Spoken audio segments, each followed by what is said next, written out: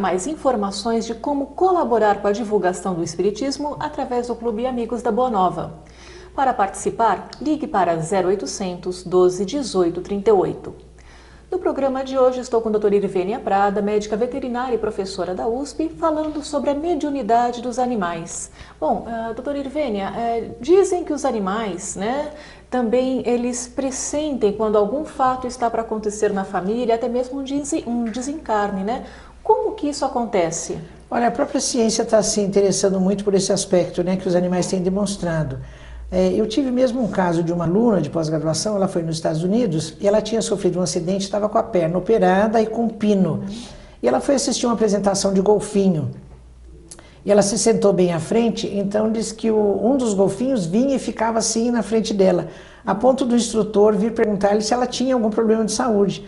Ela disse, olha, eu estou com a perna acidentada, foi operada e tal. Ele falou, a senhora se incomodaria de sentar mais para trás, em outro lugar? Porque o golfinho ele não está obedecendo às minhas ordens, porque ele está registrando que a senhora tem um problema de saúde, É uma coisa muito interessante. A ciência ainda não sabe exatamente como isso funciona, mas já está detectando que alguns animais têm exatamente essa sensibilidade. Existem muitos relatos a respeito disso na literatura da ciência acadêmica mesmo. Isso seria uma forma de telepatia ou não?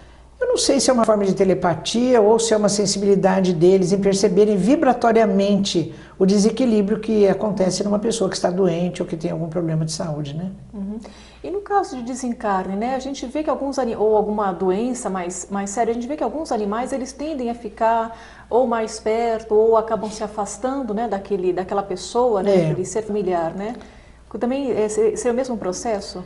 Esses relatos também têm acontecido com frequência. Eu penso que isso, Giovana, pode acabar naquele caso da provável telepatia, que o Rupert Sheldrake, aquele biólogo inglês radicado nos Estados Unidos, defende essa tese, de que os animais se comunicam com seres humanos através do pensamento telepaticamente.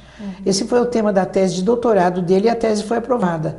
Então, é uma tese que ele defende. Muito provavelmente, os animais telepaticamente eles podem perceber acontecimentos futuros ou o que vai acontecer com desencarne ou alguma doença, algum acidente, Eles têm sim alguma forma de percepção que a gente já está detectando, mas ainda está conjecturando qual é exatamente o mecanismo disso. E seria algo... Porque assim, quando a gente fala de seres humanos, a gente sempre leva a questão da mediunidade para uma ativação da glândula pineal. Essa glândula existiria nos animais também? Existe nos animais, praticamente todos os vertebrados têm glândula pineal, Eu mesmo com os meus pós-graduandos lá na USP, eu fiz pesquisa da pineal em várias espécies animais, em cavalos, em macacos, em cães, e é uma coisa muito interessante, ela tem uma estrutura muito parecida com a pineal humana, Muito embora aqueles microcristais, eles sejam às vezes de natureza diferente para cada espécie, mas eles têm a pineal, sim, muito bem desenvolvida. Como você diz, em todos os vertebrados? Não? Em todos os vertebrados. A gente pode dizer, por exemplo, a partir dos peixes, eu tenho certeza, lá na USP também no meu setor foram feitas pesquisas com pineal de cobras, de cascavel e de outras, de jararaca. Então, pelo menos a partir dos répteis eu posso afirmar que tem, porque eu vi, Eu vi sim, eles têm a pineal e algumas espécies têm a pineal bem desenvolvida. Por exemplo, bovinos, todos os bovinos, caprinos, ovinos têm a pineal bem desenvolvida, os cavalos também. Cães têm uma pineal muito reduzida, muito pequena, mas também tem, Certo. Eles têm, de modo geral, todos têm, sim. Bom, eu vou fazer uma pergunta, nem sei se é o termo correto, Quando a gente fala de pensamento, os animais, uns dizem que pensam ou não pensam, como que fica essa questão? Os animais pensam, sim. Nesse livro que eu já referi, em alguns locais, que se chama Alma dos Animais, eu faço uma avaliação da estrutura do cérebro humano em relação à estrutura do cérebro dos animais. Então, eu digo que as diferenças são de natureza quantitativa e não qualitativa.